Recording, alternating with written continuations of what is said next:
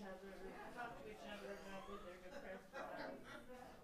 Is he doing better though? Oh His yeah, depression? Oh, good. yeah, Oh, good. he's doing great. Hi, Belinda. How are you? How are you? Good to see you. Yes. Hello. How are you? Hi. I'm right here. I'm gonna see Hi, cat lady. Hi. Hello, Mandy. That was Mandy. I said, oh. What's going on tonight? Bundled up, right? Yes. Right. Good to see you.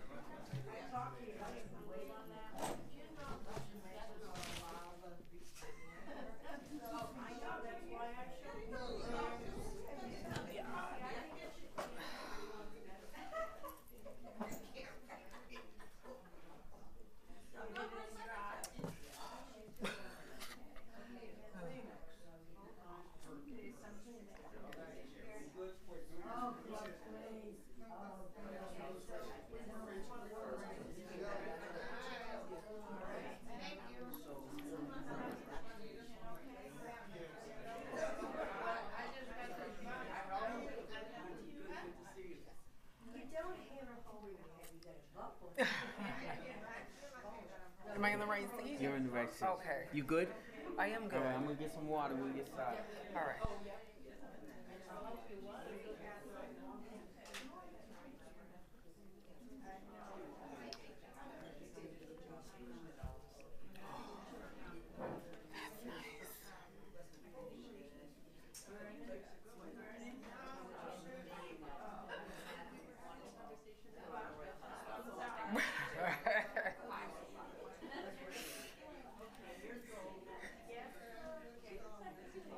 Okay, great. Oh, okay.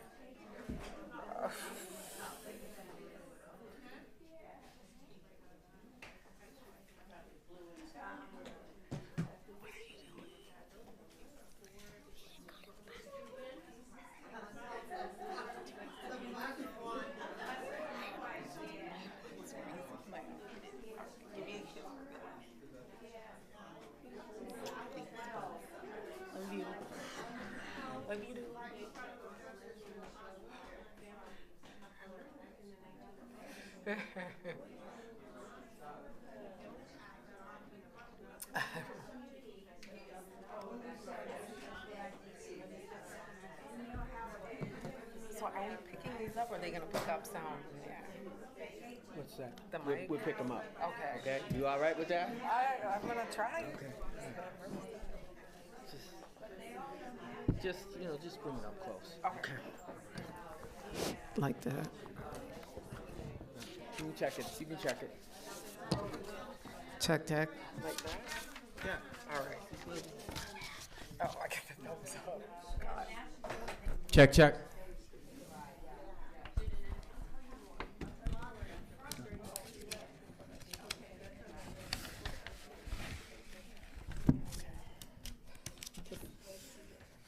You stealing her?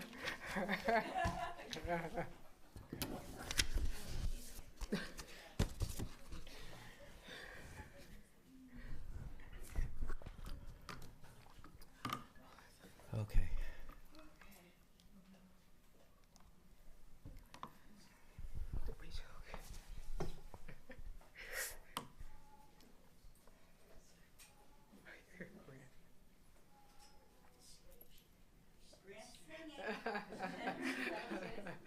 No. He's in the bathroom. Yeah. It's like the shower. Yeah. Okay. Sweet.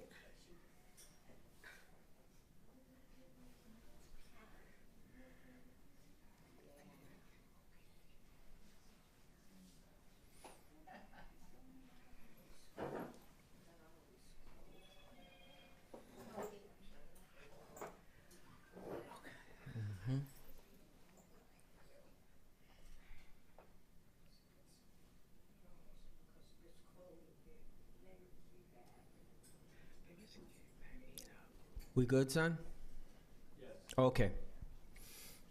Good evening, friends and neighbors. My name is Terry E. Carter, and I direct Elder Services at our beloved West Medford Community Center. Welcome to another live monthly presentation of First Fridays, Words and Music, our first in 2023. It's February, Black History Month. And despite the freezing cold outside, we're warm and toasty in the building. Thanks to a generous grant from the Medford Arts Council, a member of the Massachusetts Cultural Council, we are doing our thing again at 111 Arlington Street. We are, of course, still trying to be mindful of local health requirements and concerns. So masking is optional, perhaps recommended, but certainly not required. We've emerged unscathed from a jubilant and very successful MLK celebration on January 16th. And on the whole, we feel good about sponsoring live programming here at the WMCC. It's happening all over the city of Medford as well. We ask you to please be courteous to your neighbors as we move through the evening. We are appreciating the media work put in by team member Kyle Douglas, And thanks also to Kevin Harrington and Medford Community Media for guiding us as we broadcast via Medford Community Media Channels 3 for Comcast and 47 for Verizon. If you're out there watching on your electronic devices or your television, welcome to the show. You can also access the show online on the MCM YouTube channel. So, the real power of New England weather is definitely upon us tonight. That means we have to be prepared for unforeseen challenges in the local landscape.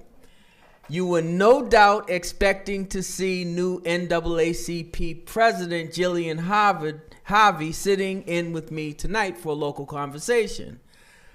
Unfortunately, Jillian has taken ill and is regretfully unavailable this Friday. We have rescheduled her visit to March, and I assure you that she is anxious to come and visit with us all. So Plan B is in full effect, and it's a strong and welcome alternative. All right, so please don't accuse us of a bait and switch. I used to work at Leechmere back in the day, selling home electronics, and got accused of that fairly often. But I digress. And this conversation is actually one that my guest and I planned to have toward the ends of 2022, but life got in the way. So it's a great time to be appearing on this platform tonight with my friend and WMCC colleague, the executive director of this West Medford Community Center, Lisa M. Crossman. So let me tell you a little bit about her. Lisa is a dynamic advocate for community. She has spent most of her adult working life connecting children, young adults, and older folks to resources, resiliency, and respect. It's her passion, and she's really good at it. Starting as an energetic new WMCC board member in December of 2021, she was quickly recruited into the emergency role of interim executive director and hit the ground running, installing new administrative systems, upgrading communications, and expanding the network of friends and supporters of this venerable neighborhood home. Lisa quickly enhances stability, presence, and reputation of our organization in Medford and beyond. This professionalism and can-do attitude led the WMCC board to conclude that she was the right person for the job, and the interim tag was removed toward the ends of 2022. As a coach, consultant, and nonprofit manager, Lisa has provided exceptional leadership for organizations like the Greater Boston YWCA, the Shriver Job Corps, the Malden Y, the Clark Memorial Y of Winchendon, Mass., and the Fitchburg Public Schools. She has brought a wealth of tenacity, intelligence, common sense, and no nonsense to her work here in West Medford. The mayor's office, long-standing Medford institutions, businesses, philanthropies, and political entities have taken notice and signed on to the program here at 111. Now, my bishop at church is fond of saying that it's a sorry frog that doesn't praise his own pond. So it's my distinct honor to welcome Lisa Crossman to the table of First Fridays at the WMCC. Thank you, Terry. Thank you. So, Lisa, thanks so much for being the first player off the bench and picking up the rock. It's game time. All right, let's go. All right. So we are still in the early hours of Black History Month for 2023. I want to get us into a historic frame of mind. I write a lot of poetry that speaks to legacy, mission, and vision. As is my custom in hosting these evenings, I want to share a piece of verse. This is called I Came for the Stories. I came for the stories of how you built this place. From the entrails, from the dregs, from the unwashed and the unwanted. The only piece of the city they'd let you have. But you built it. With pine and pegs and poles and persistence, with the beauty of duty and the substance of faith. I came for the stories of the heroes and the unheralded, of the legacy makers and the territory takers and the boundary shakers and the barrier breakers, The first ones to do the big thing, the bold thing, the forbidden, the unfamiliar, the courageous thing. I came for the stories, the ones you save for your children and their children and their children. Anansi stories, Shaka Zulu stories, Sheba stories, Hannibal stories, Toussaint stories, Sojourner stories, Malcolm, Marcus, Martin, and Medgar stories. Epic and tragic truth of how we came over and what we've overcome. I came for the stories, all of them, lost, stolen, or strayed, because history can't be real for me, can't reveal to me, can't appeal to me without showing the black and the brown and the tan. Whitewashing so clearly all critical race theory just tells me we are nearly erasing a past we will pay for dearly. I came for the stories only poets can tell. Magical tales that cast a spell, living water from the griot's well, distant drumming and a faraway bell, the sea's reply in a queen conch shell. The salted air as the billows swell, an archangel triumphs as the demons fell. Giants flee from where Davids dwell, lest they drown in a deepening still. Legion is vanquished and sent back to hell. The riot ends with a mournful yell. The ode is recorded from district to dell. I came for the stories, and I will not leave, as I am beseeching my beyond my own reaching for all you are teaching, the sermons you're preaching, where black knows no bleaching, of the borders we're breaching, as hatred is leaching and rage is screeching for love's impeaching. I came for the stories. I came for the stories. I came for the stories.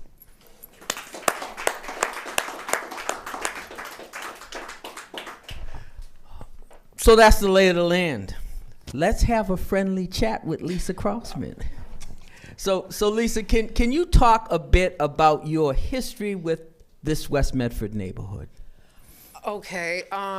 It's first of all, I'm going to say it's really different to be on this side of the table. But okay, so I have a good friend, my best friend, who is from West Medford and lived on Harvard Street. And gosh, we could throw a rock right at her house. Mm-hmm. And so she brought me out here. We went to college together, and she brought me out here for the basketball tournaments. And that's where I was like, what is going on here? It was just amazing to come here, to see all the people. Everyone's so welcoming, having a good time. And we were out late, and there was not one problem. And oftentimes we would just sit at the house, walk the neighborhood, and she's like, we got to see who's out. We got to say hello to everybody. They would be out on the porch. And so, gosh, that was probably 20 years ago that I first came to know West Medford. And, you know, her family's like my family, and they have introduced me to other people. And that was my first connection, never knowing that I would ever, from Central Mass. So to think that I would ever be out in Boston, like when you're in Central Mass, it's just a long shot, right? That you're going to come out to Boston and find success and working and all of that. So, you know, 20 years later, here I am, the executive director of the community center. It's just, you know, full circle. Yeah. Okay, fantastic. So what made you first decide to get involved with the community center? Stephen Douglas, honestly. Stephen Douglas has, if you're not familiar with Stephen, his family has had a long history with the center, and giving to the center in some way, shape, or form. And he was sitting on the board at the time and had spoken to me kind of about, you know, there was some disruption and there was going to be changeover. And this was during the pandemic, so I happened to not be working at the time. And he said, you know, would you be interested? And I said, absolutely. Yeah, fantastic. So you started out on the board. I started out on the board, yes. And then very quickly transitioned into the interim directorship. Right. We had a changeover that happened quite unexpectedly. And so, you know, it was a Friday when the last director left, and a Monday when I was in place here, just like, you know, I'm going to step in, I have the experience, and we'll keep the doors open, we'll keep things running until we can figure out next steps. Okay. All right. So early on, you're here, you're sitting in the director's chair. What might have given you pause or made you say, what the heck have I gotten myself into, particularly in the early months of your management? Oh boy. I can't say that it was that. It was kind of like, I don't know, walking into one, what was a mystery, and two, kind of like we were coming out of the pandemic and programming hadn't really been going on. So it was like, nobody's calling, no emails are coming through, no one's walking through the door. We're under a lot of stuff. We had a lot of stuff here in different places, and I could see kind of the mountains of things that had to be done that maybe got neglected for a while. And so it was like, oh yeah, when you get in the attic and you open some closets and you open the shed and you're like, oh my gosh. That's when I know I was like, oh, okay, this is gonna be some work. Yeah. This is gonna be some work. Good. Okay.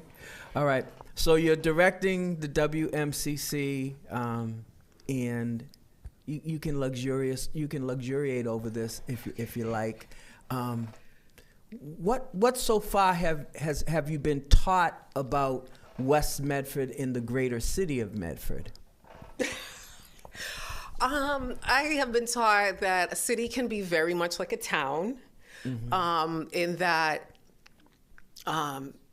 people can live very different lives, come from very different backgrounds, but yet they all share a common thread. Okay. And I think that's one of the unique things about Medford is I have had the luxury to go to different spaces, in different groups and meetings and things like that, and talking to people, everyone's story is kind of the same. They grew up here and maybe they're still in that family home, or they live near there, or they're dating someone they went to high school with and they used to throw rocks over the fence at somebody, or whatever the mischief that they would get into is the same in both West Medford and Medford. There's so many similar stories. They love their families, they love their town, their city, all the same. And we just have that kind of divide or wall that's still there that we're looking to kind of peek over and see, hey, like we are a lot of the same, and like how can we get together on this?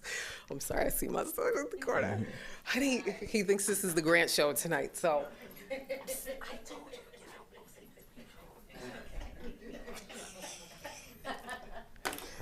All right. I'm gonna get you. Just when you thought it was safe to go back in the water. Okay. Okay, love This you. This is actually a first for us. We usually don't have any Grant sightings. He usually goes on lockdown in the office, and he's got his computer and his games, and everything is all set. But tonight he's curious, and curiosity is a good thing for a 7-year-old. Yes. A 7-year-old. Yeah, so good.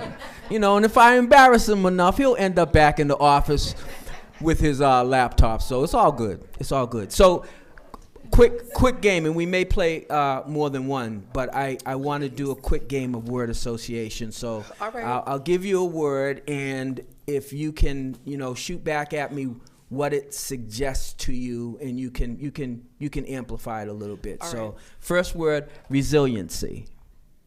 Tenacity. I think we all are resilient. Some of us have to be more resilient than others, just based on our circumstances and how we came into the world. But we all, that's part of humanity. We every day we get up and we say, like, why are we doing this, right? Why are we going to work every day? Like, what are we doing? But, we push through the sickness, through the sadness, through the loss. We all are resilient, and all of us slap on a smile and keep going and keep pushing and just hoping to get through the day. But tenacity would be the word. I love that. I love especially that you mentioned, we suffer losses. I often say, and folks here have heard me say it, one of the most difficult things of working, particularly in elder services, is that sense that you have, sometimes a foreboding that you're going to lose, somebody. You come in and somebody that was there 2 days before is no longer with us. So I think it's incumbent upon us in the roles that we both have to be resiliency for folks that aren't necessarily feeling it themselves at any given time. So I think that's what we both try to do here is keep the smile on our face and keep the jokes and keep it coming. And you're doing a good job of that. Thank you. Okay, so word number 2 is equity. I like to think of equity as, this is not a word, sorry. Equity is like the opening the door. It's the secret handshake, right? It's that pathway when you thought the door was closed. It's the key, that we have had so many opportunities here that based on people sharing their equity. And I can't thank Melinda enough because Melinda Regan, our treasurer, who really gave us an opportunity, that line she opened for us has opened so many doors and opportunities and got us to meet people and understand how the inner workings of a lot of things. And I think that's just, one of the smallest things that we can do. And as an executive director or even a community person, I feel like that's my role. I am privileged to a lot of knowledge. And so being able to teach someone and help them understand the channels, that is equity. We are to share our knowledge. Yeah. Fantastic. I like it. So, and I know this is subject to change in a shifting landscape, but what's your current vision for the West Medford Community Center? Oh boy. My current vision is, and goal, I would say, is financial freedom for the center. I feel like the center deserves financial freedom. We've been around since 1935, and we do have some heavy bills.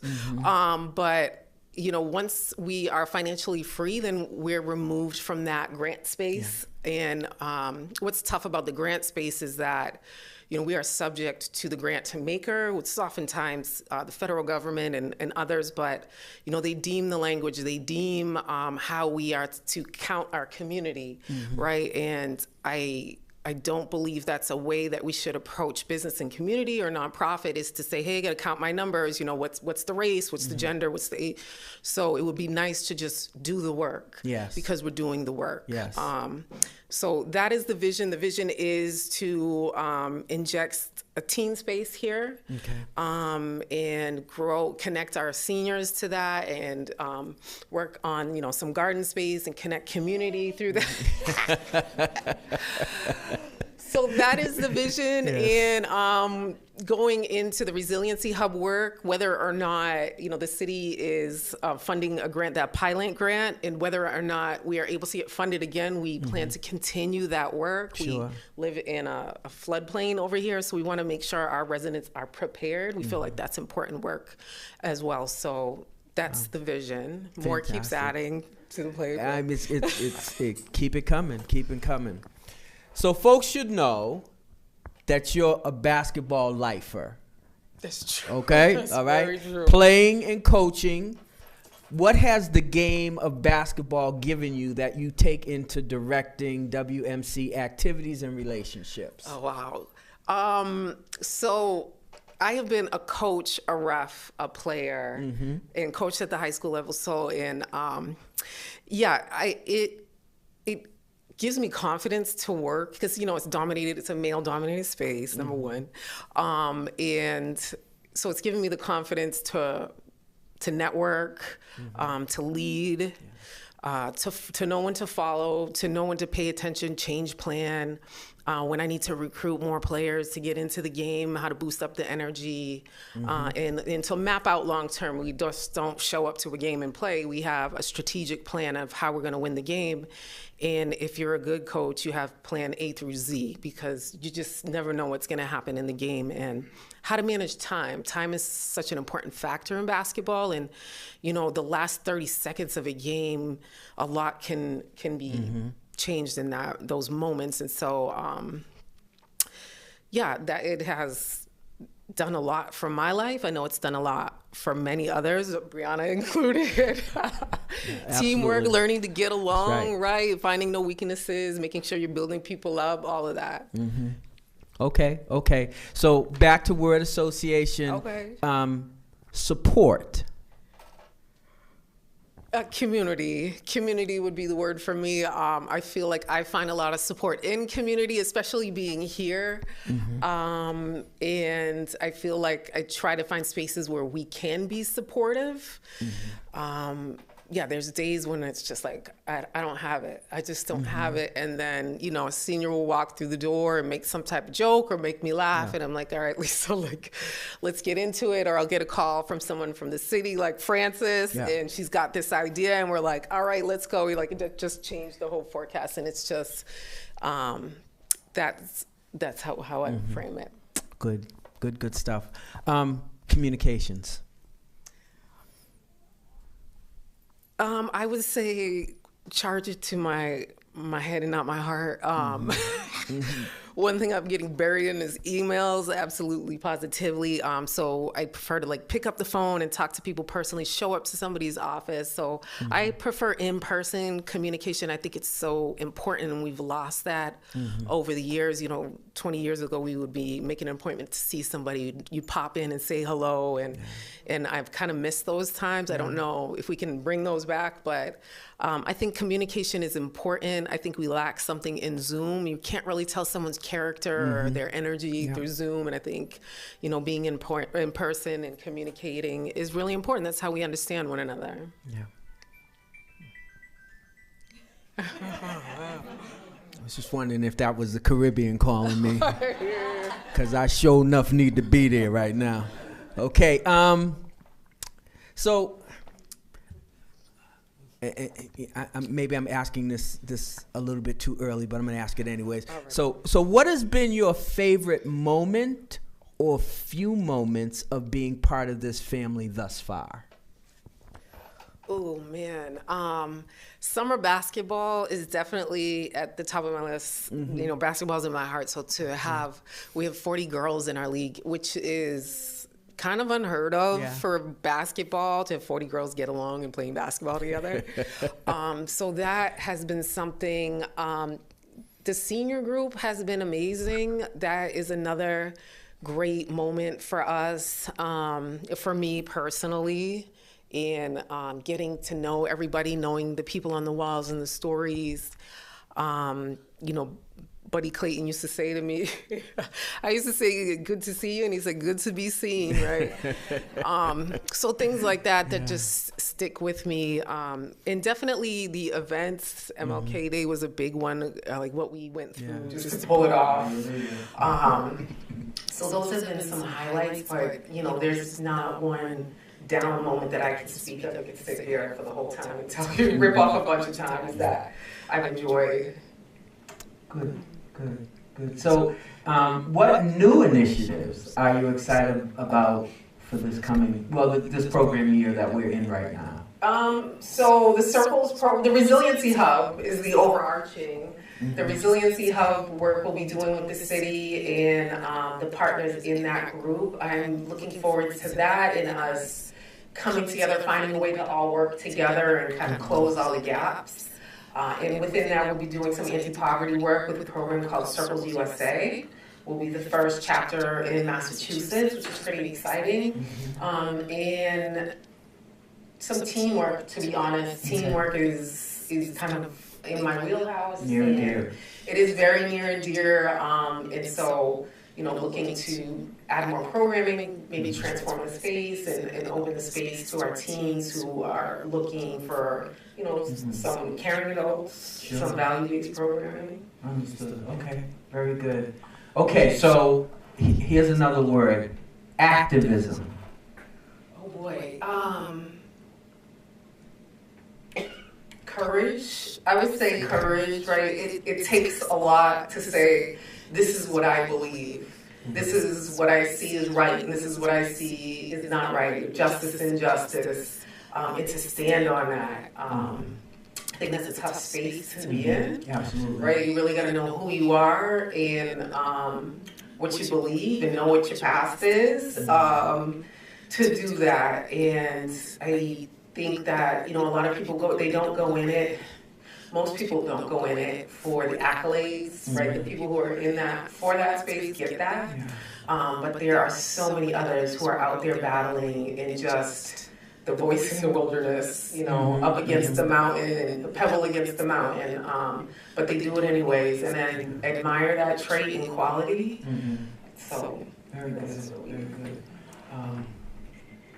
It's tough to be in this space, in this physical space, and not feel that all the time, because there's so much around us that speaks to activism, that speaks to folks that saw a need for something, that, you know, speaks to Rudy Smith looking at the police department and saying there needs to be black representation, and toughing it out when his supervisor said to him, "I don't even know what to do with you," before he put him out on the street, and he gained a following and became, you know, one of the decorated officers in the police department. It's Buddy Clayton becoming the first postmaster. It's Faustina Booker and Evelyn Tyner opening that beauty shop and getting the sisters' heads together so they could go home and be beautiful for their husbands. It's you know, I mean, even in a more contemporary way, it's a Henry Maloran being a champion for the city. It's a Wally Counts being a champion for the city. It's a Doc Counts just really chronicling what happened here, you know, who we were, who we became, what we are capable of. There's so much that really speaks to being active and engaged. So I love your description of that. So as you're thinking about collaborations and youth development, you mentioned, and resiliency, community building, and what comes next, how will what you've learned thus far in your early tenure kind of inform those decisions, those deliberations? On partnership? Yeah, on collaborating and some of the program initiatives and some of the things that you really, really want to do. I think the listening side of things, right? It's been really important. In my younger days, I would come in and be like, I see that this needs to change. I'm going to change it. Yeah. I'm going to change that. You know, I'm going to change that. And I really did my due diligence to sit back and listen. And if I saw a crash coming, I let it crash. Okay. And we just saw our way through it and talked our way through it, so that, you know, we're on board next time through. Okay. So that would be a part of it. I have a better understanding of the landscape. Okay. And, you know, challenging some of the collaborators and partners to kind of, you know, look through my lens and just, you know, see what I see, and, you know, let's have a conversation based around that. I'm happy to say that maybe I was wrong, but I think sometimes, you know, when we're bogged down in the work and we're doing the work, we're so close to it, we don't often see how we're impacting others or what others might be feeling. And so, you know, challenging people to kind of look through a different lens this time around, and seeing where we can thread the needle, honestly. There's a lot of people, the time moves so fast. Yeah. It's been a year. Time moves so fast, and we haven't even scratched the surface on collaboration and partnership. Absolutely, absolutely. There's so much out there. Oh my gosh, There's yeah. so much out there.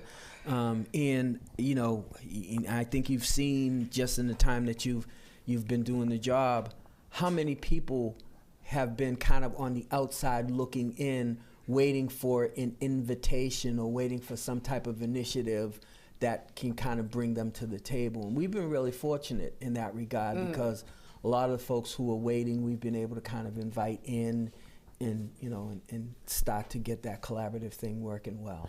Right.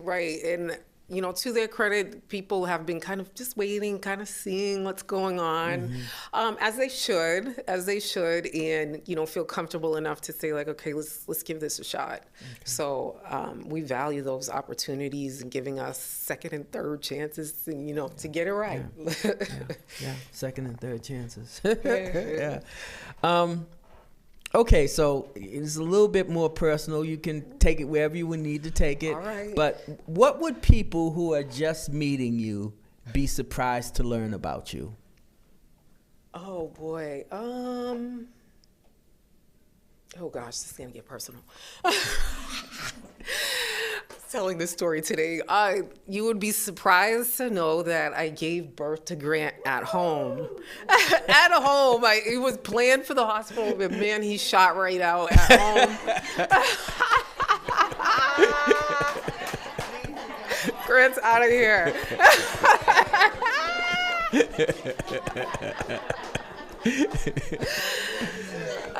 Yeah. Well, I figured at some point in time, either me or you was going to say something that was going to chase the boy into the hills. He knew his cue. But but finish. That's fascinating. Yeah, I just the labor pains weren't what I had expected. You hear a lot as a woman and not knowing, right? And I guess I have a high tolerance for pain because my friend left to go bring her daughter somewhere, and as soon as she shut the door, she was going to bring me to the hospital. Didn't he just start coming out? Oh my gosh! And the door was locked, so the ambulance couldn't get in, and they were trying to break down the door. Oh Lord! And I called 911, and I was like, I don't know what to do. So funny, but nature handled itself. He shot right out. I caught him in my hands. And so his birth certificate says the home address, which is a pretty cool thing that we have. And I get to drive by the house and say, hey, this is where you were born. Wow. I have 4 brothers and sisters. That didn't happen to none of us. We were hospital babies. That's fantastic. That's fantastic. So I want to flip the script because obviously you and I, we work real closely together. Yes. And I've spent a pretty significant amount of time kind of interviewing you. I want to give you turnabout is fair play. Okay. So what question or questions would you perhaps want to pose to me? I would ask, I'm not prepared. This is one I wish I had preparation for. There's a laundry list, of course. I know. Yeah. This is how I get spontaneity. I don't tell you anything. I would say, what do you envision for West Medford as part of this arts and culture kind of boom that's happening in Medford? Yeah. I think there's a couple things. I certainly, and I'm grateful to the mayor and the leadership of the city for putting me in this position. But more things like I can't necessarily say what's an analog, but more things like the poet laureateship. More things that suggest to people in a very deliberate and pointed way, art is important here. Culture is important here, and diversity within those two spaces, the art space and the culture space, is exceptionally important, and we're going to find ways to promote it. Now, I competed, and I know several of the folks that I competed against to land the poet laureateship, so I can say proof positive, beyond a shadow of a doubt, no favoritism, certainly no nepotism. I wasn't related to anybody. So it was really, what I deemed a fair and equitable competition, and any one of those people would have been worthy of doing it, and might well do it in the future. So it's that thing. It's making sure that everybody knows that within this art and culture space, folks are going to be considered on the merits of their abilities, and as Dr. King said, not the color of their skin, but the content of their character, whether it's their artistic character, their cultural knowledge, their inspiredness, so to speak. Folks are going to be considered because of what they bring to the table, and not because they're the same color as the tablecloth. So yeah, I think that's it. I want for art and culture in this city to be meaningful to everybody. Everybody goes to the museum. historical society. Everybody goes to the library. Everybody goes to the new art center that's going to open on Mystic Avenue. Everybody feels welcome in all of those spaces because that's important. And I think one of the things that you and I have talked about this a lot is how important it is for us to be, kind of a repository of art and culture and that welcomeness. And this is the space that was charted by the African American community. Make no mistake about it. When you come in here, you're going to see that history. You can have a party in here. You're not covering up the pictures. You're not, none of that's going to happen. You need to understand that this is a very important and integral element of what this community will continue to be despite whatever changes happen. And change like death and taxes is a constant. Yes. It's going to happen. Right. But are we able to navigate, that change, being nice to people, being fair to people, being open to people, and non-exclusionary? And I think this, the West Medford community has been very, very patient and tolerant of change. Yes. Now, that's not to suggest that we don't sit around and talk about it and lament and beef a bit. We certainly do. But we do it in a way that doesn't suggest to people that if they come, they're going to get booted out. They're going to get kicked out. Absolutely right. I mean, yeah, this center, that's one of the great things about the center, and we are kind of one of the best kept secrets, but unfortunately people make up their minds about the center before they've even come here, and I hear a lot of opinions about people who've never come here. So that's the thing, this year we're really about opening the doors, welcoming people, come see for yourself, come meet people, and judge for yourself. Yeah. And just because you walk in this space and see Black and brown people on the walls, it doesn't make you any less. It doesn't make anyone any less. Right. And if you walk in and you feel something inside, then that's something, we got to get to the core. We got to talk about, we got to work on that. So you feel comfortable here because, this has always been and will always be a welcoming space. Yeah. I always feel like it's incumbent upon our community, this changing but still vital aspect of Medford. It's incumbent upon us to be provocative. Oh, yeah. We don't get to sit and not say anything. Right. We have to speak our minds, because if we don't, nobody else will. Nobody else speaks. Traditionally, no one else has spoken for the West Medford community. It's had to speak for itself. And and we still have to, especially as all the changes occur around us. In order for people to know who we are and what we value, we have to speak for ourselves. And I think that's, the cut of your jib, so to speak, that's part of it. That issuing that challenge to people, you got to speak on it. Right. You got to say something about it, right? If you think it's good, bad, or indifferent, you got to say something about it. That's very true. Yeah. That is very true. Okay. And one of the unique things about this center, it's a community center, right? It's a nonprofit. It is not run by the city. This is not a city program. And it is for the community to take care of ourselves, regardless of who's saying that. That is what kind of is that mission of the community center. So, if you are in the Medford community, it is kind of up to you to help take care of that. And it just speaks to,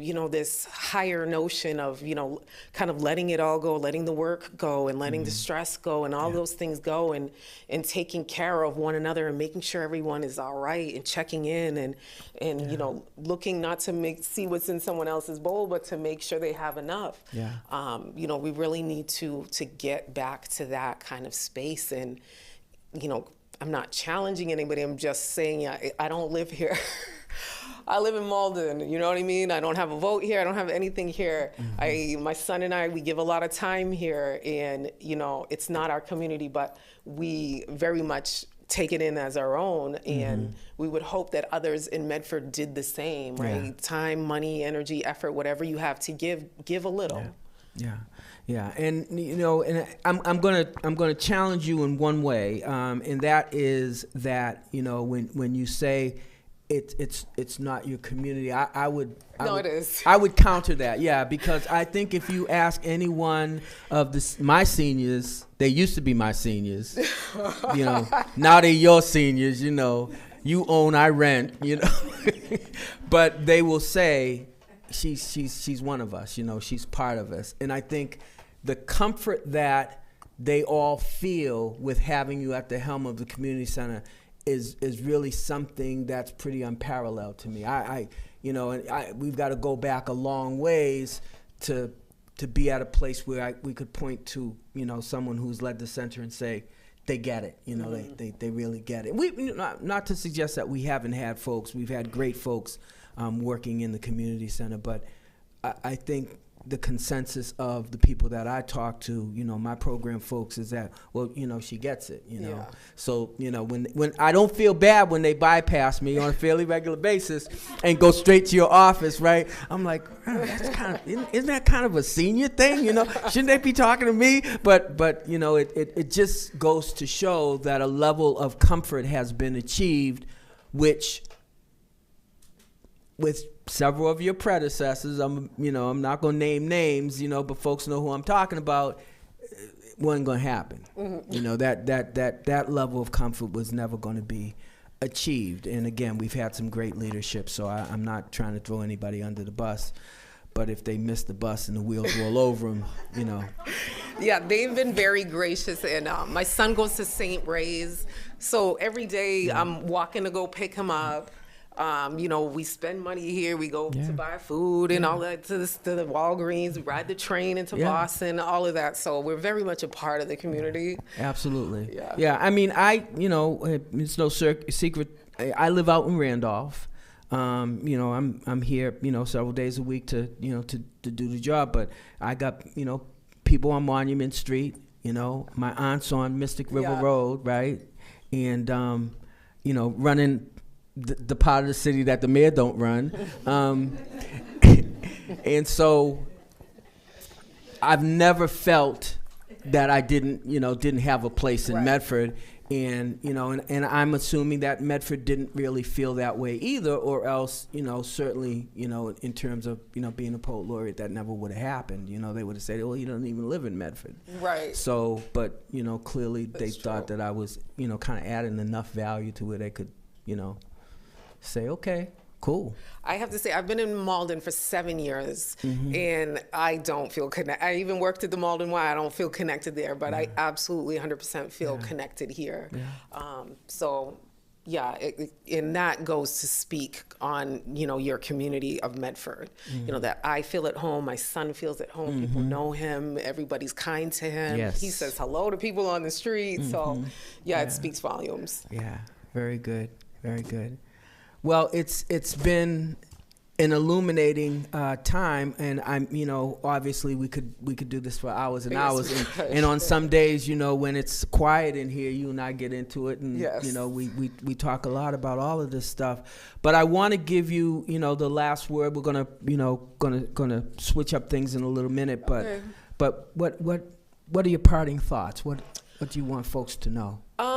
I would want folks to know, what I would kind of say is, like, kind of, you know, wake up, Medford. Wake up and get involved in your city. You have lots of opportunities. There's employment opportunities. There's commission opportunities. And you need to be involved. You can go online. You can watch the Zooms. You have an opportunity to watch and evaluate for yourself in a way you've never been able to before. Kind of like, I would almost say, like a job interview, right? Yeah. Evaluate the people that are in these roles. You are giving up a lot to people that you don't know what's going on, the conversations that are had, and they're informing policy that is going to affect you and your neighbors and your children down the line. And it's important that you give some time. And if the times don't work, speak up and say something. The channels are there for you. I have to give a lot of credit to Brianna. She's sat down, she's listened, and she's opening the lines of communication. She's putting those checks and balances in place. And she answers all of her emails. So, there are no excuses that you need to wake up and get involved. There are many positions open on commissions. There's lots of charter work that needs to be done. And we're not just talking about events and the showy stuff. We're talking about real policy work. So I would say wake up, Medford, and get involved. And if you don't know, then ask somebody, call City Hall and find out. But we need to fill these positions with not 2 or 3 people or the same people that have had the same opinions over the years. It's time to inject some checks and balances. It's time to challenge some of the thoughts that are there, and get the rest of the community involved. Excellent. So I want to thank you for bringing your, and I use this word without any reservation, your dynamic leadership, your energy and your tenacious engagement to the community and to the city. And thanks for being willing to come off the bench this evening to share your insights. And to everyone watching, thanks so much for your attentiveness and your interest in our discussion. Get ready for something very special on the musical side of the coin. Right after we take a break, we're going to reset our stage. I'm going to share some announcements, and then we'll get into the lyrical miracle. Okay? All right. Thank you very much. Thank you.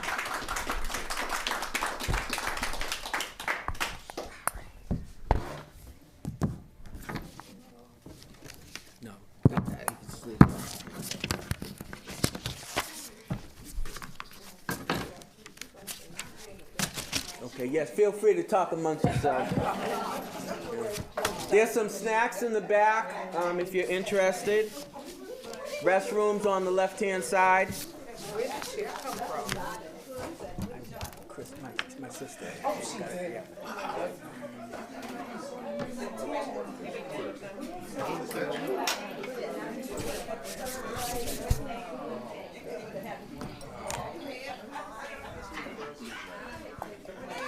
Oh, I'm stuck. That's a good one. Yeah, it is. So I'm going to take this one. I think we're stuck in the tape. Oh, is that right? Okay, yeah.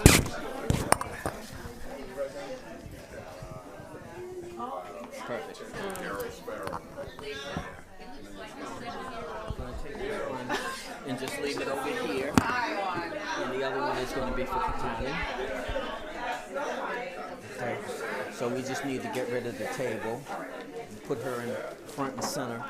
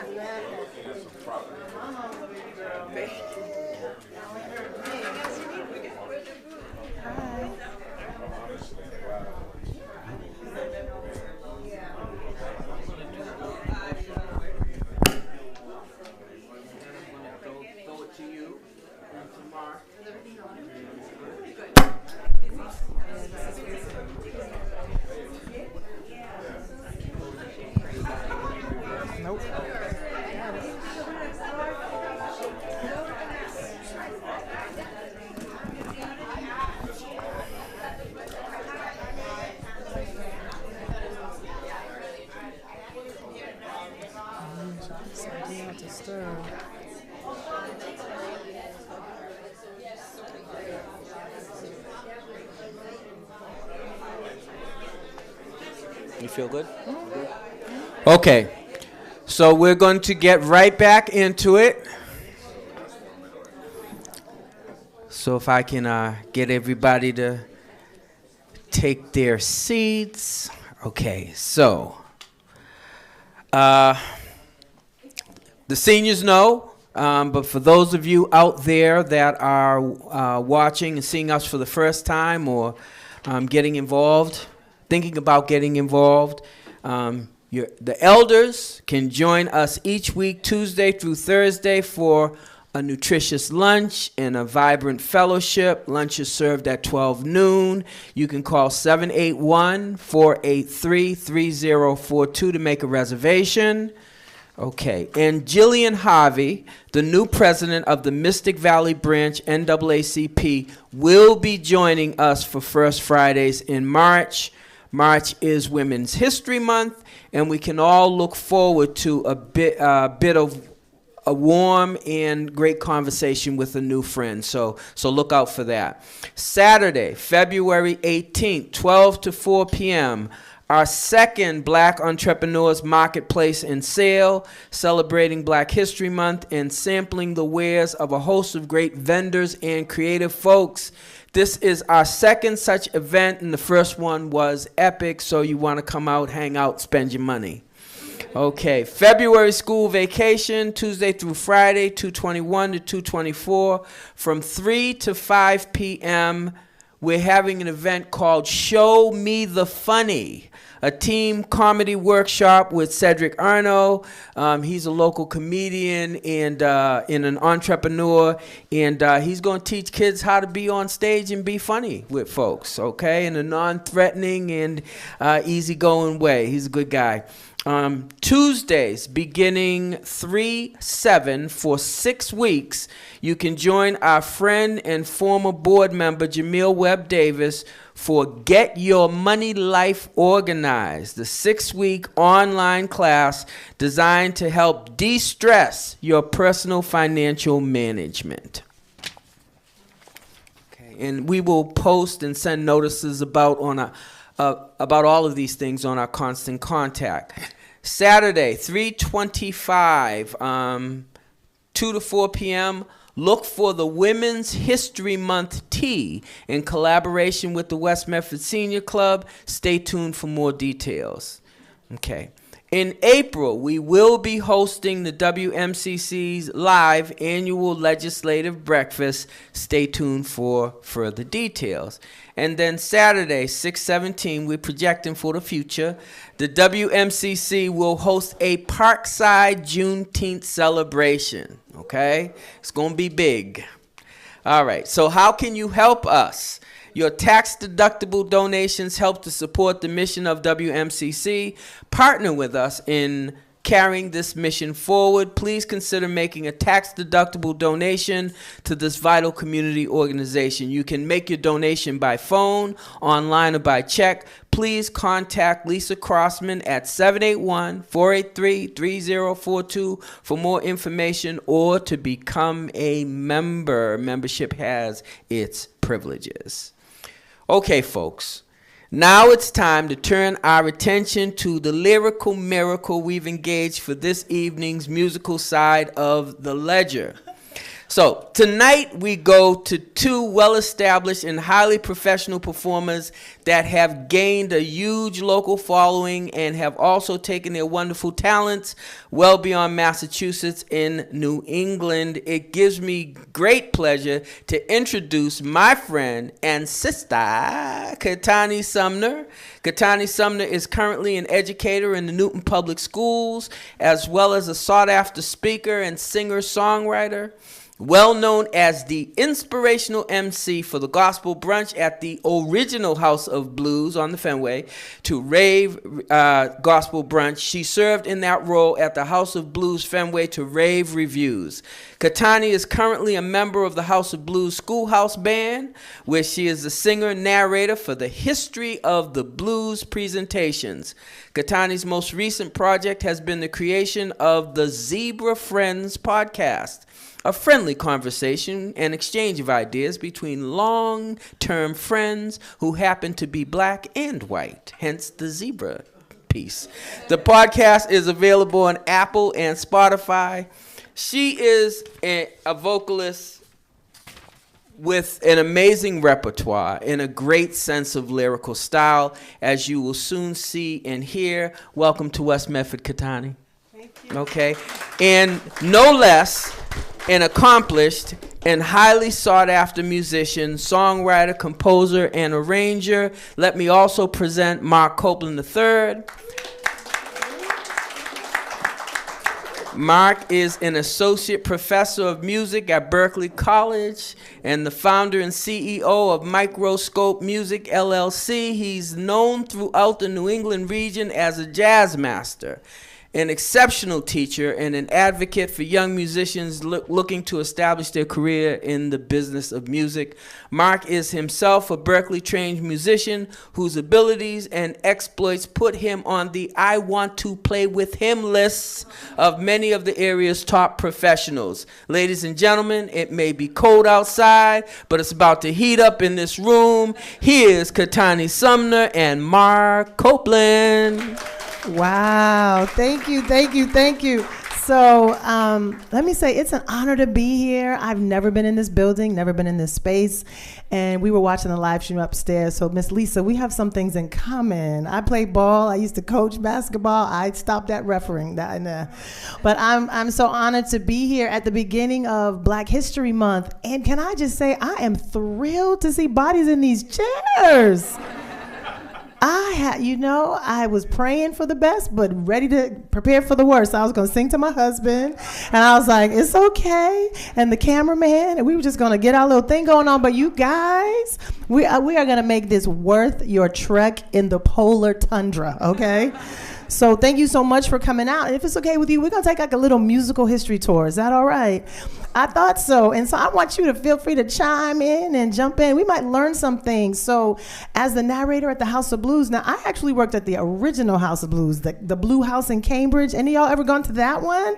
Yes. Did you ever come to the gospel brunch? Yes. If it was a female, it was probably me. I used to have dreadlocks, honey, the gray. It's a new look. But that was me. So most likely. So it's been a blessing to do this. I'm an educator. I love it. And I love engaging kids with music and things. So we're going to take a little history tour because I learned some things. And I'm hoping we all learn some things tonight and enjoy the music as we go. So, yeah, Marc, we've been around the world, y'all. But it's good. New England, too. But we've been some places. Especially Marc. So we're going to start off by thinking about, enslaved Africans came here early, 1500s, they documented in the 1600s. And what happened was when enslaved Africans first came here, the first music that they really shared or participated in was called work songs or field hollers because, that gave them some energy and camaraderie with the folks who were working the lines with them. And then after the field hollers, what came next really was spirituals. So we're going to start off with a little spiritual. And this is one that has a multiple meaning because, wade in the water. When enslaved people were escaping, you gave messages in the music because you weren't allowed to really talk to each other. So we had to use talking drums to give messages. And then they tried to take away the drums. So we're like, okay, well, we can make rhythm with whatever we got. But the song is Wade in the Water. And I'm going to try to stay cute without my glasses. But last Tuesday, I turned 60. So I'm going to just keep it 100 if I need to. If I need to, just trust me. But anyway, so the song goes a little like this, and there's a message in the music. He said, wade in the water, wade in the water, children, wade in the water.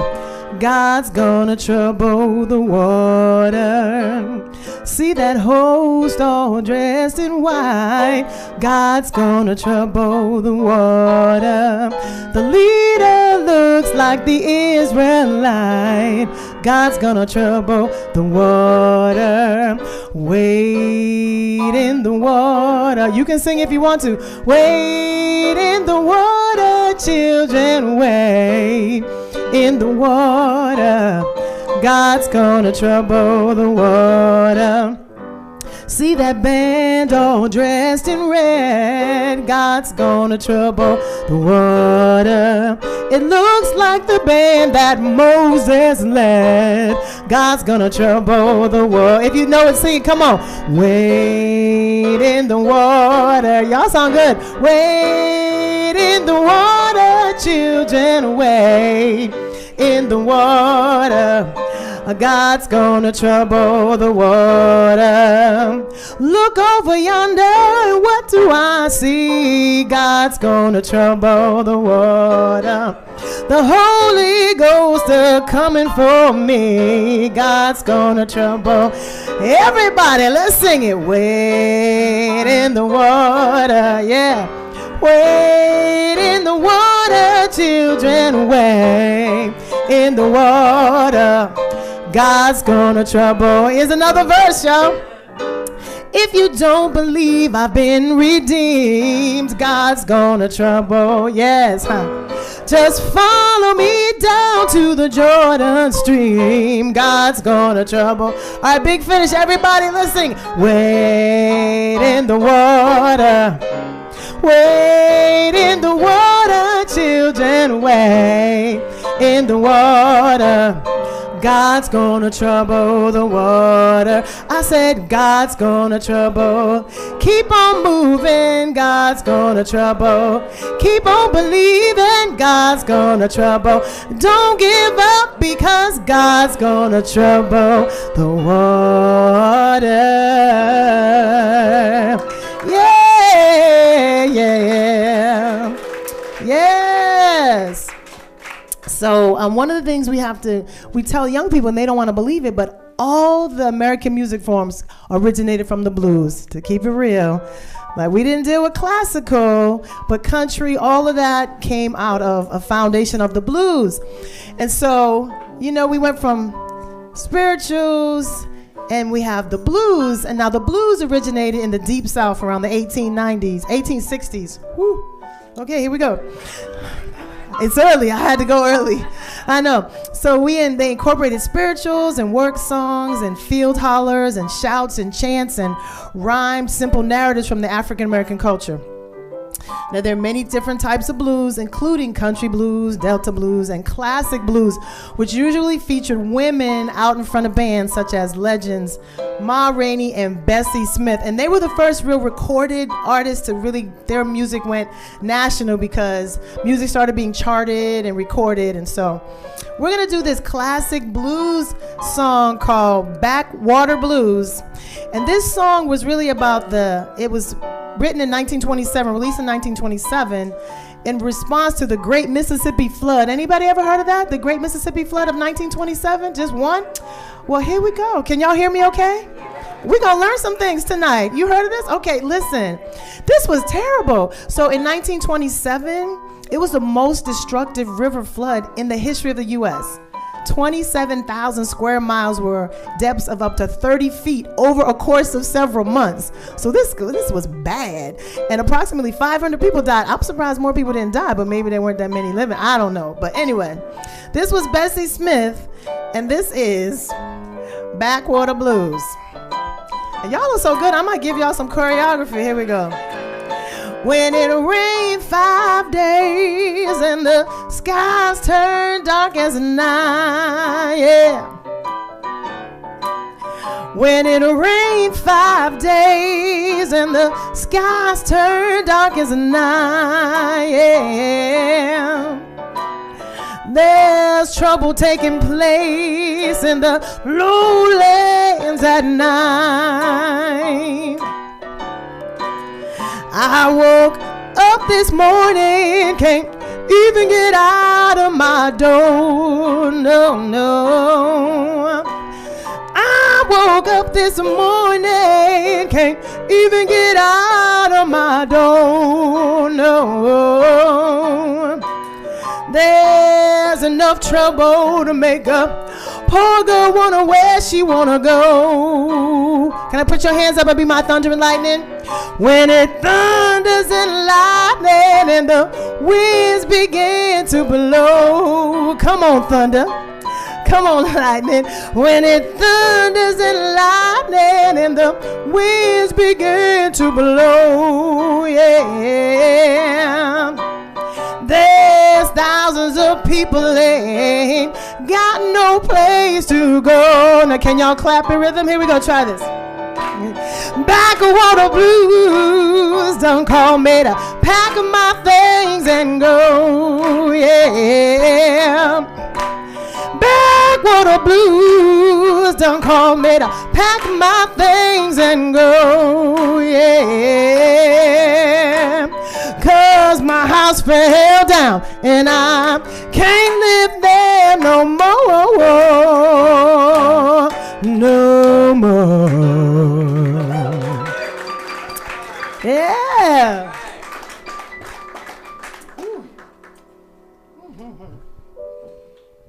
Listen, again, I'm grateful to be here. This is the first time I've been able to sing in a little while, because these little viral things that are going around, the ones that ain't COVID, they can kick you just as hard. Y'all know that, right? And they hold on for a long time. So stay well, vitamin C, all the good stuff you need to do. So that was the blues. And now, you know, right after the blues, and even at the same time was the blues, jazz. Any of y'all jazz fans? I know, right? So now jazz, it's a type of music of African-American origin, of course, characterized by improvisation, syncopation, and usually a regular or forceful rhythm. Instrumentation is often brass, woodwind instruments, and piano, and a standard rhythm section would often be comprised of keyboards, a bass, and some drums. So we thought y'all might appreciate this little ditty by Duke Ellington, and you might have heard it with one of my favorite singers of all time that I did not even hear about till I went to college. A little lady named Ella Fitzgerald. Y'all remember her? All right, so y'all so good. If you want to jump right in, and y'all are going to get to hear Mr. Copeland, the maestro, kill up on this piano already. It's called It Don't Mean a Thing If It Ain't Got That Swing, if y'all ain't figured it out yet. All right, here we go. It don't mean a thing if it ain't got that swing. It don't mean a thing.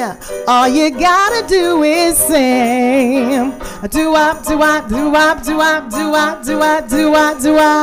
It makes no difference if it's sweet or hot. Just to give that a rhythm everything you've got. Dip it out and do it. Don't mean a thing if it ain't got that swing.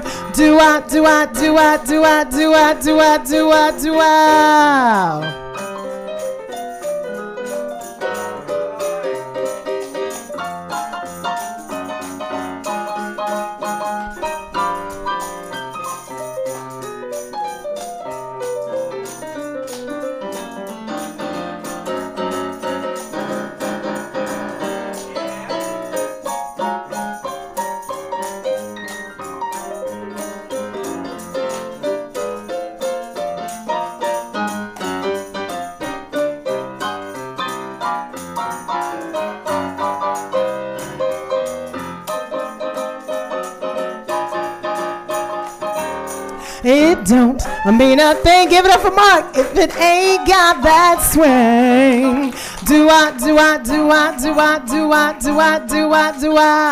It don't mean a thing. All you gotta do is sing. It makes no difference if it's sweet or hot. Just to give that a rhythm everything you've got. It don't mean a thing if it ain't got that swing. Yeah.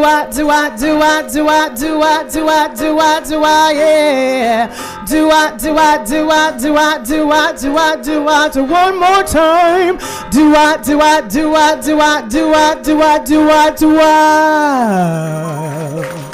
Yeah. Woo. Woo. You have no idea. I'm so excited. I really thought it was going to be me and my husband. And it's like, y'all are not only here, but you are singing. Y'all are vibing. This is going to be fun. Let's keep it going. Okay. So, of course, you know, there's spirituals, there's blues, there's jazz, and at the same time, what was happening was gospel was kicking it in the background, because gospel is really just spirituals and blues put together. How many of y'all know that? Because the father of gospel music, his name was Thomas A. Dorsey, and he was a jammer in the blues, okay? But he got his heart broken. His wife and his child died in childbirth. And this song that he wrote was actually as a response to his extreme heartbreak. But it became known as one of the like I feel like it's the funeral song now. And this was one of Dr. King's favorite songs. In fact, Mahalia Jackson sang it at his funeral. Anybody know what song this is? Come on. Talk back to me. Y'all don't know, really? We just learning a lot here. Checks in the mail, huh? Say it. Mahalia Jackson sang it. That's one of her favorite. That's one of her major ones. Yeah, but no, y'all. Precious Lord. Precious Lord. Yes. All right.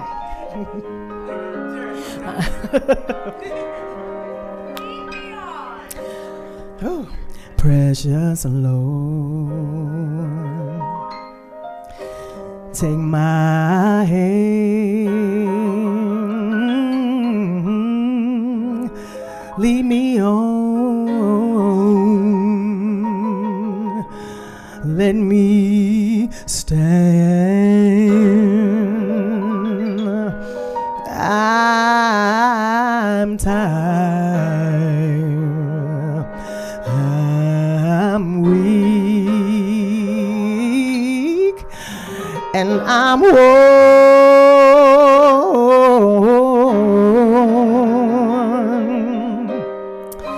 through the storm, through the night. Lead me on to the light. Take my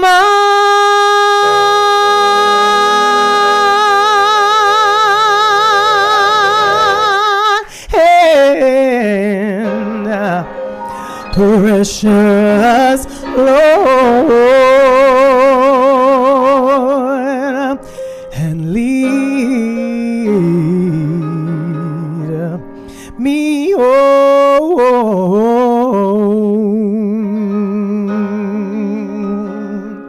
Yeah, we're gonna stop there because I don't want to start. Yeah, yes, Lord, yes. So Precious Lord actually came out in 1932. So that was right around the Harlem Renaissance. That was right around that time, and this is one of my favorite jazz standards. But I did a little research, and this was written by Billie Holiday, and it was funny because she wrote it in response to asking her mother for some money or something like that, knowing that she had supplied a lot of what her mother had. Her mother was like, I ain't giving you nothing. And she said, well, God bless the child that's got his own. And so I said, you know what? That sounds like a good lyric to a song. And it goes like this. Them that's God shall have, them that's not shall lose. So the Bible says,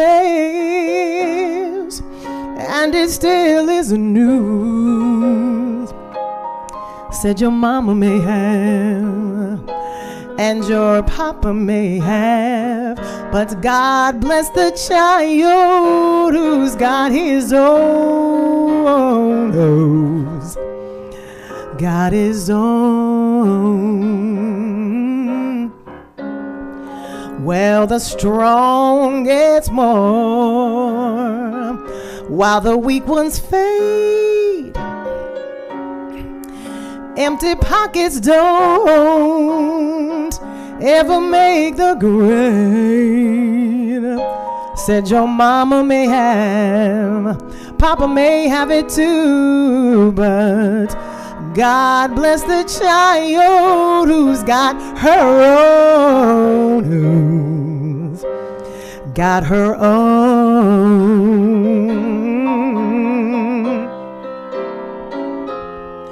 Money you've got, lots of friends hanging around. But when it's gone and your spending ends, they don't come around, ain't gonna come around, don't seem to know you no more. Rich relations, they're going to give a crust of bread and such. You can help yourself, but you better not take too much. Said your mama may have, and your papa may have, but God bless the child who's got his own. God bless the child who's got her own. Oh, God bless the child who's got his own, who's got his own.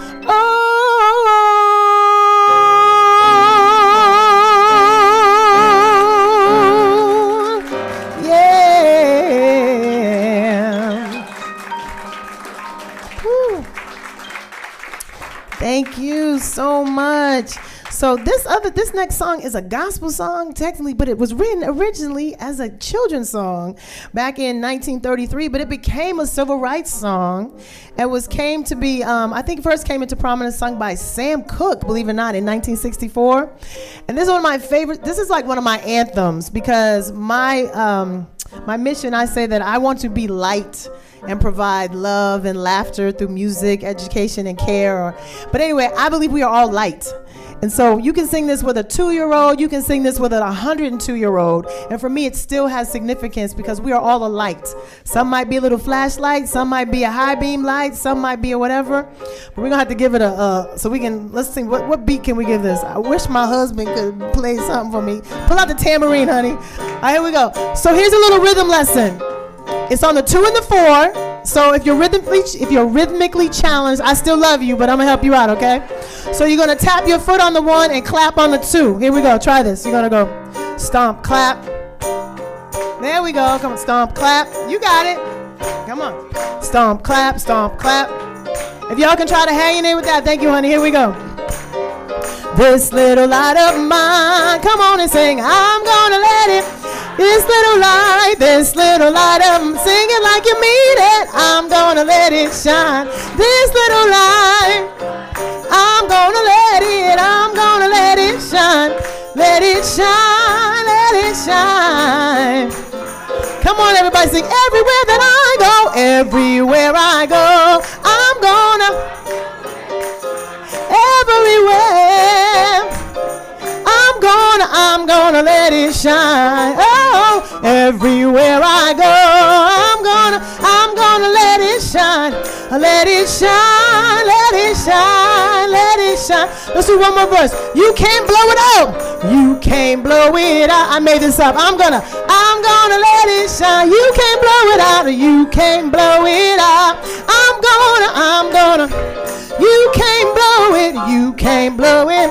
I'm gonna let it. Let's finish up. Let it shine, let it shine, let it shine. Sing, let it shine, let it shine. One more time. Let it shine, let it shine, let it shine. Let it shine.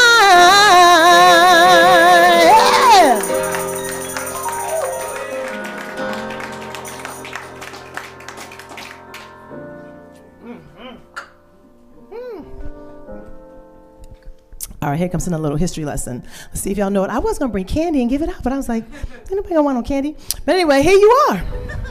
I thought, again, I'm so excited. So this is a song that was first actually written by this amazing black woman, but you know how it happened back in the day. Black people write an amazing song, and then somebody not black decides that, ooh, I be liking that. And so they're like, let me do this, and then everybody gonna like it, and I'm gonna make a lot of money, and we never seem to remember who the other person was. So I'm gonna sing it by the first person, and I won't even tell you who it is, and I'm gonna ask y'all to tell me who it was, see if you know it, all right? Here we go. You ain't nothing but a hound dog, been snooping around my door. You ain't nothing but a hound dog, been snooping around my door. You can wag your tail, but I ain't gonna feed you no more. You told me you were high class, but I could see through that. Yes, you told me you were high class, but I could see you through that. And Daddy, I know you ain't no real cool cat. You ain't nothing but a hound dog. I've been snooping around the door. You're just an old nasty hound dog. Been snooping around my door. Say you can wag your tail, but I ain't gonna feed you no more. Get on out of here. All right. Who knows? $1 million question. Who was that? I cheated, LMA. No. That might have been somebody in this century that did it. But the first person, go say that. Right. Big Mama Thornton. Yes. You get to have some snacks. They're right in there. Just for you. That's okay. Even if you cheated, listen, you got the right answer. So it's it's all good. But this might be the version y'all recognize. Remember this one? You ain't nothing but a hound dog, crying all the time. You ain't nothing but a hound dog, crying all the time. Well, you ain't never in a rabbit, ain't no friend of mine. That's enough of him. All right. Black History Month. Y'all know who that was. But you know what? I saw the movie. He grew up around a lot of black folks. No wonder he sounded black. Y'all see that movie? I was like, oh, that makes sense. He was all shouting in church and everything. Yeah, would you say he was really black? Oh, he thought he was. Oh, okay. I was like, woo, somebody got some tea up in here about Elvis. I didn't know that one. All right, so we're going to move a little bit forward, but what'd you say? I love this. It's just like my class. It's like class. You know, yeah, that's right. Interactive. You know, whoever talks the most learns the most. So I want to hear y'all. So, so we move up through. All right. So let me see. So next coming up was called R&B. So that was kind of like blues combination with rock, because Elvis became more of a rock kind of song. But in the late 50s, 1950s and 60s, now we got to say the 19 in front of it. Ain't that crazy? Some of us have been alive for a while. You got to put all 4 numbers. Okay. All right. What year were you born? I'm like, okay. Wow. Okay. In the late 1950s and 60s, a new sound was spreading across America. That was called soul music. And actually, soul music is like a combination of rhythm and blues and the gospel vocal style. Now, this music spoke to the heart and moved the soul. Now, over in Detroit, Michigan, there was something called Motown happening. Berry Gordy was a brilliant producer, writer, and he was like, we're going to churn this thing out and make it excellent, and we're going to make it enough that it can cross over and everybody can like this music. So this first song we're going to do was by a Motown artist, and this was actually their first #1 song, and it came out in 1965. It was their first #1 hit. I know y'all know this, and you can at least give me a little sway. Here we go. Come on, y'all. Here we go. Come on. Here we go. If you know it, come on, sing it. I've got sunshine on a cloudy day. Oh, I can hear everybody in the choir singing. All right, when it's cold outside, I've got the month of May. Sounds good, y'all. Come on, let's sing it. Well, I guess you say, what can make me feel this way?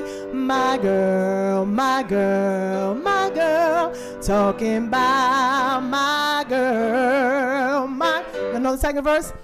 I've got so much honey, the bees envy me. Da-na-na,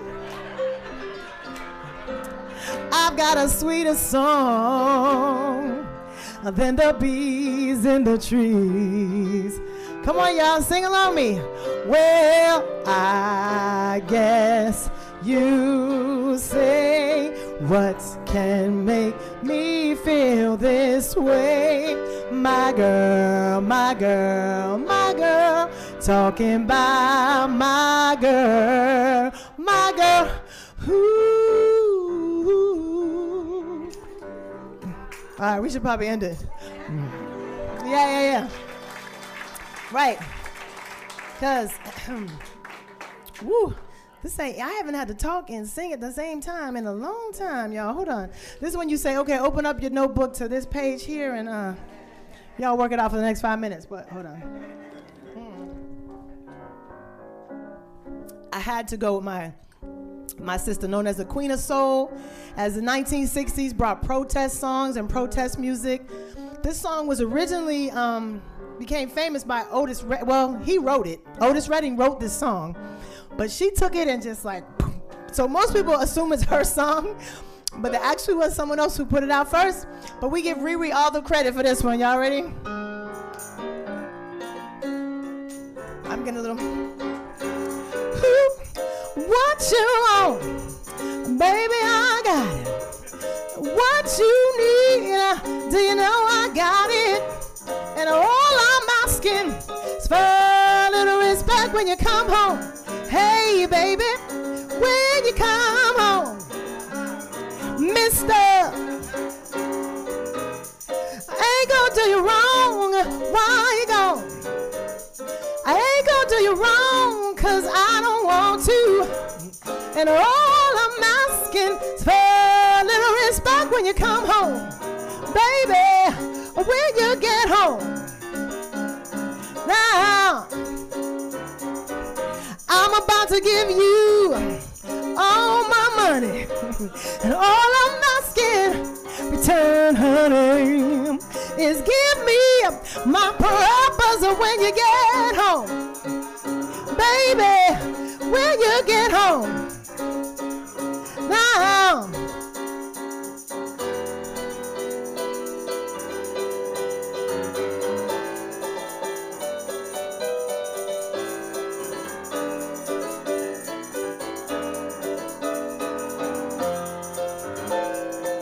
if y'all know it, come on and sing with me. Ooh, your kisses sweeter than honey. And guess what? So is my money. And all I want you to do for me is bring it to me when you get home.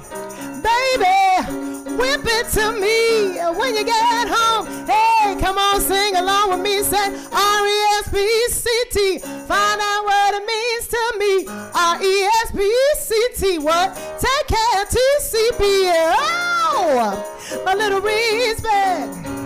Oh, a little respect. Hey, I get tired. I keep on trying. Said you're running out of fools. I ain't lying. I need your respect when you get home. I need it. I want it. Respect when you get home. Come on, go back to the bridge. Try it again. R-E-S-P-C-T. Find out what it means to me. R-E-S-P-C-T.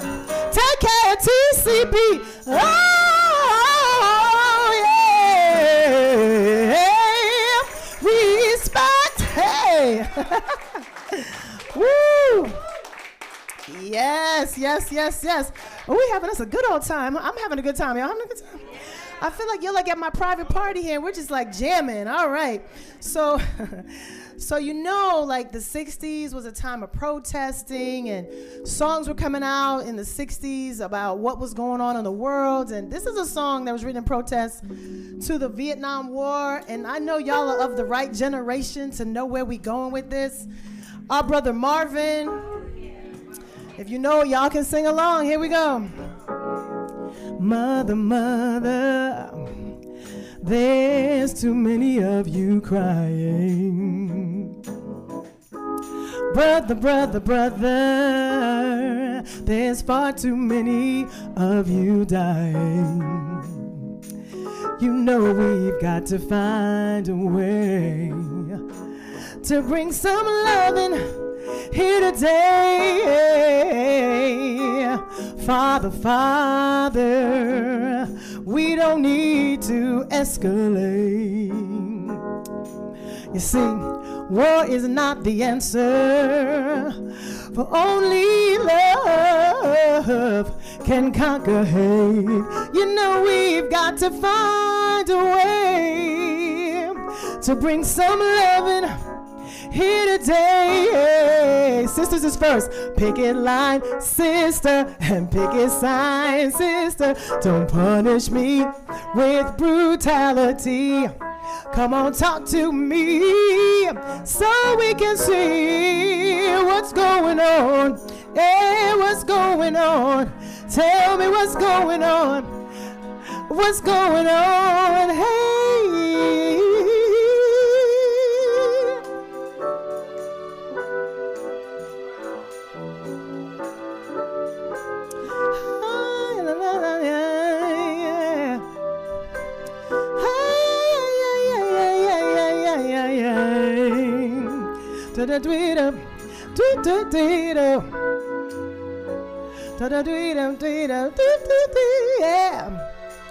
Mother, everybody thinks we're wrong. Oh, but who are they to judge us? Simply because our hair is long. I love when I have my long dreadlocks, but what can I say? You know we've got to find a way to bring some understanding here today. Now say, brother, picket lines, brother, and picket signs. Don't punish me with brutality. Come on, talk to me so you can see what's going on, what's going on, what's going on, what's going on, what's going on. I want to know what's going on. Yeah. Oh, I got to make some choices. Let's see. Well, you know what? Let's do Bill Withers, because I love that song. It just makes me happy. So when I wake up in the morning, so you know it's always a blessing to have some feel-good music. And Bill Withers, he was a master songwriter, Grandma's Hands, and this is a really beautiful song that I've seen after-school kids do this with little sticks and shakes, and my granddaughter, who's 18 months, loves this song, so this is a universal favorite. So I hope it blesses your heart too, and it goes something like this. When I wake up in the morning, love, and the sunlight hurts my eyes, and something without warning, love, hangs heavy on my mind. But then I look at you, and the world's all right with me. Ooh, just one look at you, and I know it's gonna be, if you know it, jump on in, a lovely day.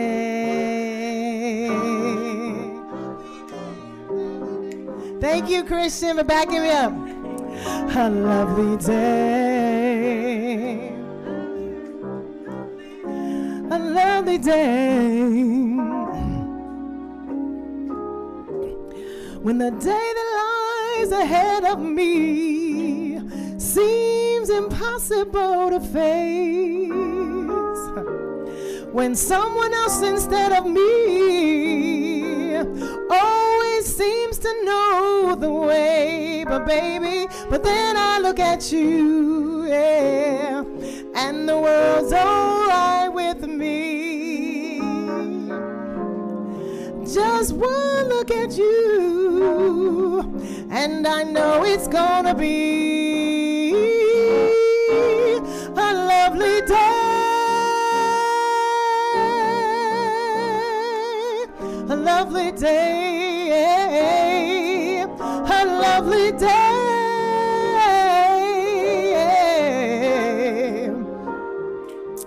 Hey, hey, hey, it's gonna be a lovely day.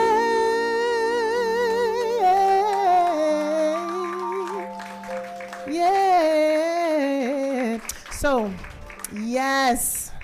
So I didn't know what the crowd might be in terms of demographics, but we're gonna go here because it's a teachable moment. So did y'all know, like back in the 70s, so that was 77, but in 1978, there was a group called Chic, and they brought out this hit called Good Times. Do y'all remember that? Do y'all remember that song? So, but here's the thing, right? We're going to consolidate time because we want you to understand how there were these young kids in New York City, and they were like scratching with turntables and all that good stuff.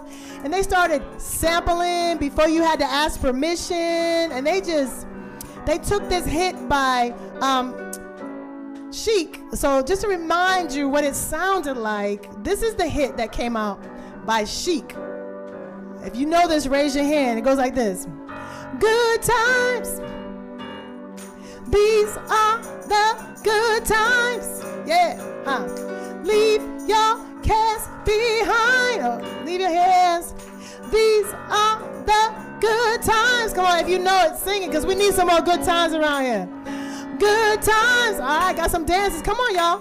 These are the good times. All new state of mind. These are the good times. But y'all know what happened, right? So this is what it became. I said a hip, a hop, the hip it to the hip, hip hop, and you don't stop. Rock it to the bang, bang, boogie. Say up, jump to the rhythm of the boogity beat. Ha! And now what you hear is not a test that I'm rapping to the beat. And me, the groove, and my friends are gonna try to move your feet. You see, I say Special K, and I'd like to say hello to the black, to the white, the red, and the brown, the purple, and yellow. But first, I gotta bang, bang, the boogie to the boogie. Say up, jump the boogie to the bang, bang, boogie. Let's rock. You don't stop. Rock the rhythm that'll make your body rock. Yeah. Woohoo! Yes. Yes, Hunty. So that song was released in 79, but on January 5th, 1980, that Rapper's Delight became the first hip hop single to reach the Billboard Top 40. That was huge. That was huge, huge, huge. And it signaled that hip hop ain't going anywhere. Rap and hip hop, as much as people said, oh, it's a fad. Guess what, y'all? That was 1980. It's 2023. It's still rocking. And it became the top 3 in the UK. And guess what, honey? It was number 1 in Canada. My husband went to college in Canada. We have a great passion for Canada. We love Canada. All right, so we're coming down to the end, y'all, but I want to do one last song because this is one of my favorite songs of all time. I'm a big, big, big Stevie Wonder fan. I saw Stevie Wonder and Aretha Franklin when I was like 9 years old at the Boston Garden is what it was called at the time. And I just said, when I grow up, I want to sing background vocals for Stevie Wonder.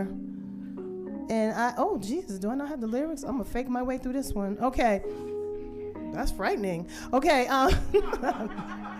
I mean, I've sung it a few times, but you know, it's different when you gotta stand up and fake it. Well, you know, we're gonna make it work. We're gonna make it do what it do, baby. Okay.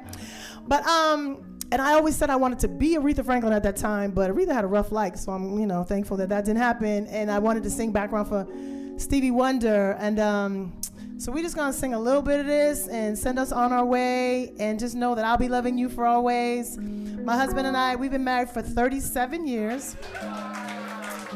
Yes, 37. Now, you know what? I can't believe that I do not have this on, but you know what we know what we're about to do? Because you know there's a friend of mine called Google, and he just makes things happen, y'all. So, can you believe that? Of all my songs, this is my favorite song. That's probably why I didn't bother to put it on it, because I thought I could fake it, but no, baby. We're going to get Stevie right. So, yes, it's called As. And we had this played at our 25th wedding anniversary. And we're going to have it played at our 50th, baby, because we're going to make it. We just got to stay alive. Staying alive, staying alive. All right, here it goes. I hope it's a blessing to you. We slowed it down a little bit. As around the sun, the earth knows she's revolving. And the rosebuds know to bloom in early May. Just as hate knows love's the cure, you can rest your mind assured that I'll be loving you always. As now can't reveal the mystery of tomorrow, but in passing we'll grow older every day. Just as all that's born is new, you know what I say is true, that I'll be loving you always, until the ocean covers every mountain. I need your help here. Always, until the dolphin flies and parrots live at sea. Always, until we dream of a life and life becomes a dream. Did you know that true love asks for nothing? See, this is a mess. Why you get on Google? True acceptance is the way we pay. They skipped a verse, but it's all good. Did you know that life has given love a guarantee to last through forever and another day? Just as time knew to move on since the beginning, and the seasons know exactly when to change. Come on, spring, please. Know through all your joy and pain that I'll be loving you always. Another verse. As today I know I'm living, but tomorrow could make me the past, but that I mustn't fear. For I'll know deep in my mind the love of me I've left behind, 'cause I'll be loving you always. Get ready. Until the D's and C's just up and fly away. Always. Until the day that 8 times 8 times 8 is 4. Always. Until the day that is the days that are no more. Always. All right, you know what? That's enough. Make it pretty. Thank you. Awesome. That is our time. It has been a blessing. I hope this will not be the last time we see y'all. Next time I see you to be in the street, as they say. My name is Katani. This is Marc Copeland. Bless you. Thank you for having us. It's been a blast. Wow, wow, wow, wow, wow, wow. Give it up once again for Katani Sumner, Marc Copeland III. So I kind of had a sense that I was going to be on the right track with this pair of excellent musicians. Thank you so much, Marc and Katani. That was an awesome set. And we're so blessed to have you grace our little stage up in here. Wow. Just wow. Just wow. So this is a wrap for this live edition of WMCC's monthly Words and Music program. We're really thrilled to be kicking off Black History Month by visiting with you in your living rooms and other household places. I want to thank Lisa once again, Lisa Crossman, for stepping up to tonight's challenge and bringing new salt and light to the table. A virtual high five to my man, Kyle Douglas, back there on the cameras. And to MCM's Kevin Harrington, who's gone back to the studio, but who was here earlier helping us to get set up on the technical side. I mean, it takes a lot to put one of these programs together, believe me. Thank you all for spending another evening enjoying what the WMCC has to offer. If heck doesn't freeze over, and it just might, we'll be back in March with another edition of First Friday's Words and Music. So before we fade to black, here's one more reminder about what's happening next at your WMCC. Elders know you can come have lunch with us 12 noon, Tuesday, Wednesday, and Thursday. Call 781-483-3042 to make a reservation. Jillian Harvey will indeed be joining us in March, First Fridays. It's Women's History Month, and she'll have a lot to say about a lot. Saturday, 2/18, Black Entrepreneurs Marketplace and Sale, celebrating Black History Month. Come sample all of the great stuff that the vendors and the creators will be bringing.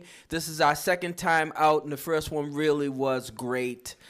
February school vacation. Show Me the Funny teen comedy workshop with Cedric Arnold is going to be good. Tuesdays, beginning 3/7, 6 weeks with Jamil Davis. Get your money life organized. Online class designed to de-stress your personal financial management. Last but not least, Saturday, 3/25, look for Women's History Month tea in collaboration with the WMSC Senior Club. Stay tuned for details. April, legislative breakfast. June 17th, Parkside Juneteenth celebration. Thanks once again to the lead sponsor of WMCC First Fridays programming, the Medford Arts Council, a member of the Massachusetts Cultural Council. That's all for now, folks. Join the center in our conversation with Jillian Harvey in March. Send us your email addresses if you want to be included in our regular constant contact connection. You can also call us at 781-483-3042. I'm Terry E. Carter, your host. Be safe and keep warm. We'll see you again soon.